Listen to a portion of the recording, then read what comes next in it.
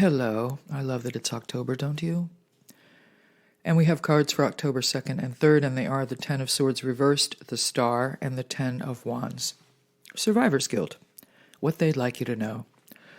I've been wanting to write about this for a while because it's going around like the virus. The big card in the center today, the Star, wants us to put our own health and well-being first because we're obviously still needed here. You may not see why, but they do.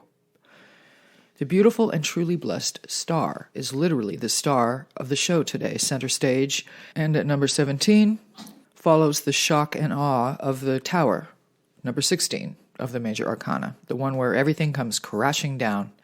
Life falls apart, and so do we, but the Star always follows. The stars always shine, whether we can see them or not, but it's so nice when we can, and lately I've seen a lot more shooting stars than usual.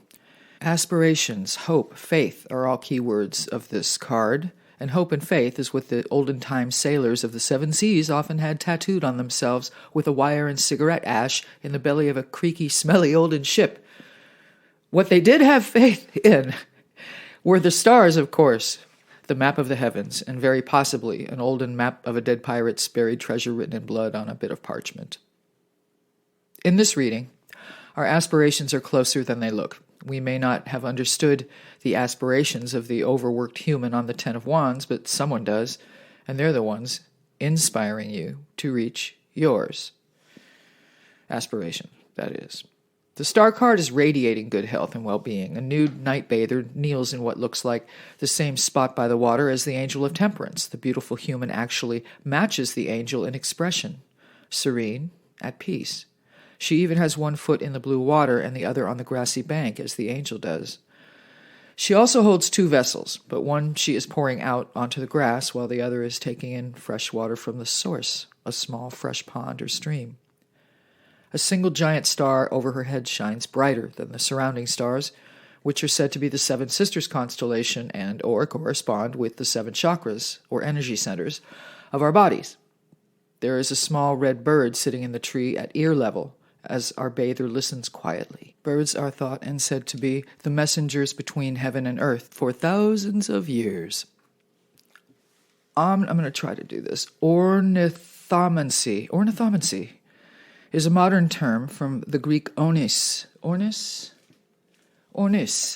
which means bird, and manteia, divination, getting over it.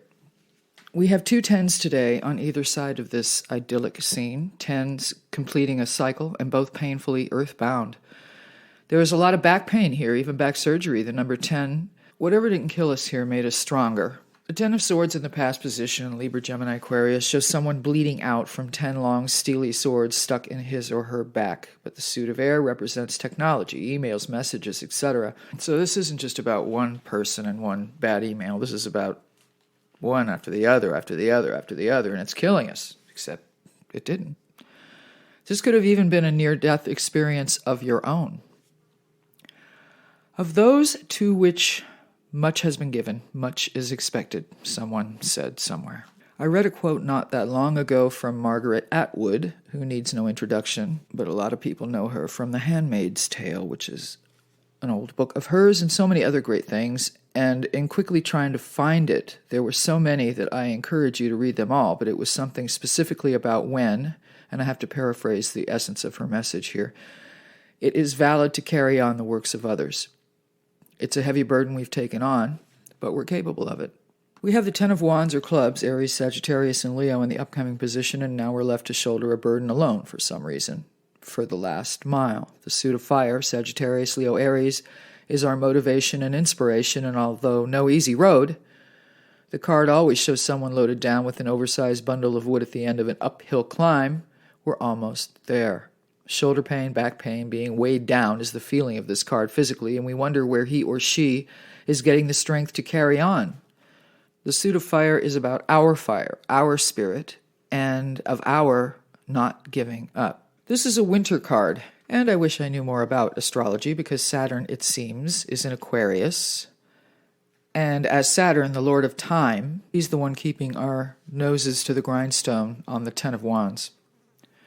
A major aspiration of ours is close. But the poor human carrying this load on the 10 has his or her face obscured, buried in the load of sticks. So determined is he or she to take this on, including shouldering blame and guilt. There is loneliness, but we're never alone. No more pain, only peace. There is an unseen team wanting to help if you ask, but I think they'd tell you to not work so hard and to not feel guilty and to not worry. The biggest mistake is that we think we have time, said the Buddha.